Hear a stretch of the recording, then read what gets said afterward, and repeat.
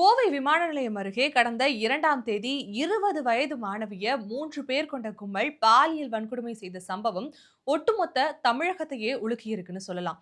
இந்த சம்பவத்தை பொறுத்தவரைக்கும் பலவிதமான கோணங்கள் பார்க்கப்பட்டாலும், என்னதான் நாம 2025ல இருந்தாலுமே இப்ப வரைக்கும் இரவு நேரத்துல அந்த பெண் ஏன் அங்க போனாங்கிற ஒரு கேள்வி பல தரப்பினரால முன்வைக்கப்படுது. பல அரசியல் கட்சி தலைவர்களும் இந்த சம்பவத்திற்கு ஒரு வலுமையான ஒரு கண்டனத்தை தெரிவித்து வந்த நிலையில தற்பொழுது தமிழகத்தினுடைய முதலமைச்சரான திரு மு.க. ஸ்டாலின் அவர்களுமே அவருடைய சமூக வலைதள பக்கங்கள்ல பதிவு ஒண்ணு பதிவேற்றி இருக்காரு. அந்த பதிவுல கோவையில இந்த பெண்ணுக்கு நடந்த ஒரு சம்பவமானது மனித தன்மையற்றதுன்னு குறிப்பிட்டிருக்காரு. இந்த ஒரு கொடூர குற்ற செயல்களை கண்டிக்க எந்த ஒரு கடுஞ்சொற்களுமே போதாது.